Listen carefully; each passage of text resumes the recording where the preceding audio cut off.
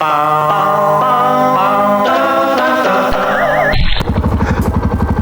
peeps, how are you doing? Welcome to one of my videos. Look at that view there, isn't it awesome? Guess where I am? I am in the heart of Tottenham in North London. I must have taken a wrong turning.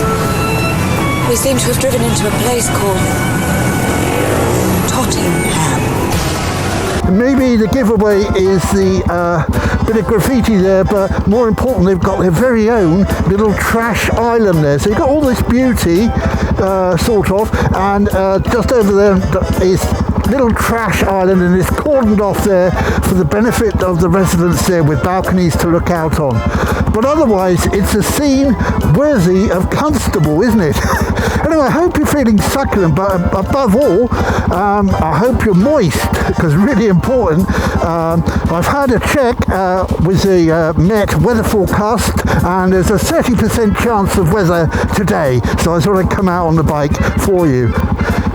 So what I want to just quickly show you is go and tell you about a bit of art. Now don't worry, it's definitely related to motorcycling, and it is the most weird story about how we used to treat a section of our motorcycling group.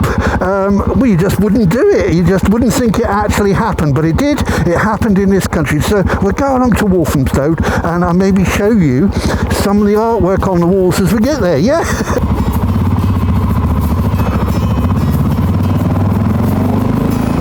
Note the painted buildings. There's a group of people around here that go painting walls, big murals. And it's one of those murals we're going to see today. And there's the one we want to see. So, here we are. I'll just pull over here. Oh, I want to get in the shade, don't I? That's Beryl. Now, I've been asked by at least two of my lovely viewers if I would do a bit about Beryl. Now, Beryl has a very interesting story. Now, Beryl was the first woman solo rider to take part in the Isle of Man TT, right, which is a motorcycle race, in case you didn't know. Beryl was a local girl to Walthamstow. She was born here in 1936 in Marlow Road. As an adult, she became a personal assistant to a retired admiral at the P&O shipping line. So in 1958, she married a guy called Beryl Swain. He was the owner of a local motorcycle dealership, and he was also handy as a motorcycle mechanic.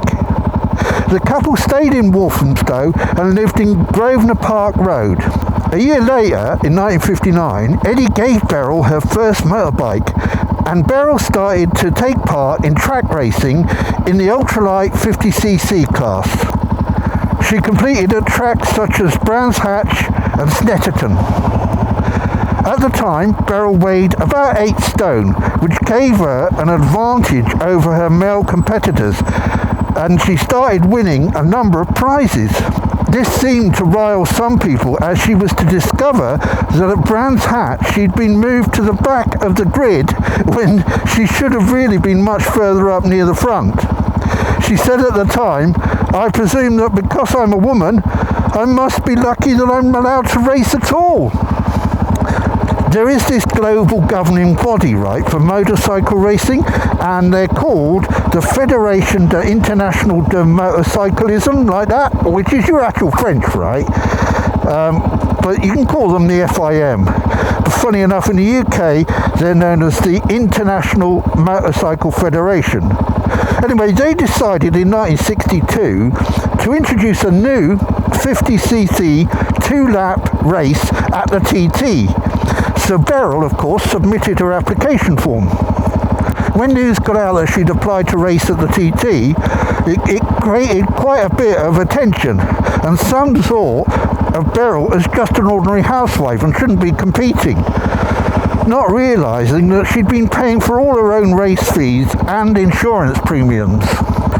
The FIM were not happy that a woman wanted to take part in their race, so they immediately introduced a minimum weight to the new 50cc class of 9.5 stone. the FIM only added the new weight minimum restriction to the 50cc class, right? So Beryl found herself with the arduous task of stuffing herself with cakes to try and gain weight to meet the new minimum weight standard. I mean, we've all been there, haven't we? Still, she didn't quite make the weight, so they made her wear a lead-weighted diver's belt, which made it even more difficult for her to get round. But anyway, she did take part in that race, but during her second lap, she lost the use of the top gear and had to complete the second lap in just second gear. Nevertheless, she still finished 22nd out of 25 finishers from a 33 strong field, with her average speed being 48.3 miles an hour. And this made her the first woman to compete as a solo rider at the TT. Incidentally, the first ever woman to take part in the TT was Pat Wise, right? She competed as a sidecar passenger for the racing team Eric Oliver. However, the FIM really didn't like the thought of a woman taking part in motorcycle racing, as they thought it would create poor PR for them if a woman was to get killed taking part in the TT. So they announced from that point on, women would be banned from taking part in international racing for their own safety, of course. To try and get support, Beryl went on to the press and then even contacted the Queen in an effort to get some kind of intervention. Of course, she got nothing at all from the Queen. In the end, Beryl had to just give up on her international motorcycle racing, so she went off to work for the supermarket chain SAINSBURYS as a North London store manager. It would be another 10 years before women were allowed to race motorcycles in international competition. Beryl went on to get involved with the Women's Institute, delivering Meals on Wheels, and died with Alzheimer's in 2007. Well, on that bombshell, I'm going to say cheerio. I've got myself a coffee, so this is the end of the video. This was going to be a wrong think video, but the talk about Beryl was so long, I had to make it a standalone video, and I'm a rubbish YouTuber. So anyway, thank you for getting this far. I hope you enjoyed this little talk about Beryl.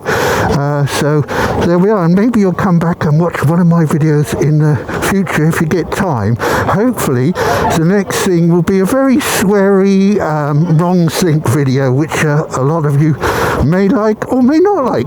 It may upset the more prim and proper ones. But for now, thank you and goodbye. Cheerio. Take care now. Bye. Coffee, right. You want some Moroccan food? It does look delicious, doesn't it, some of it? Oh, lovely.